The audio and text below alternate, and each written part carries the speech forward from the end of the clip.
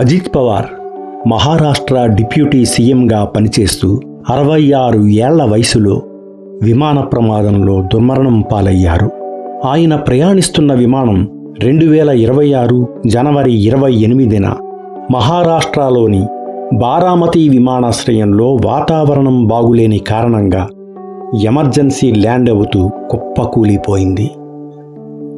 Ajit Pawar 1959 July 22న జన్మించారు. అజిత్ పవార్ 1982లో చక్కెర సహకార బోర్డు సభ్యుడిగా రాజకీయ ప్రవేశం చేశారు. 1991లో బారామతి లోక్సభ స్థానం నుండి ఎంపీగా పోటీ చేసి గెలిచారు.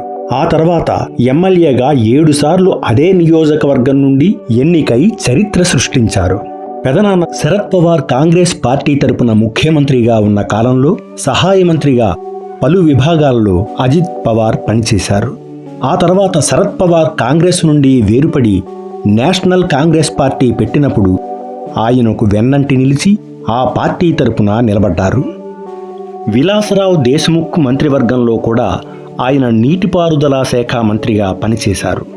అశోక్ చవాన్, సుశీల్ కుమార్ షిండే, పృథ్వీరాజ్ చవాన్ మంత్రివర్గాలలో మంత్రిగా, ఉప ముఖ్యమంత్రిగా బాధ్యతలు నిర్వహించారు. సుదీర్ఘకాలం రాజకీయాల్లో పవార్ కుటుంబ సభ్యుడిగా అజిత్ పవార్ ఆస్తులు, అప్పుల గురించి తన ఎన్నికల అఫిడవిట్లో వివరించారు.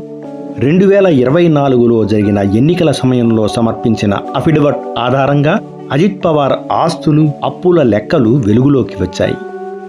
12వ తరగతి వరకు చదువుకున్న అజిత్ పవార్ నికర ఆస్తుల విలువ దాదాపు 124 కోట్లని, ఆయన అప్పులు 21.39 కోట్లు అని ప్రకటించారట.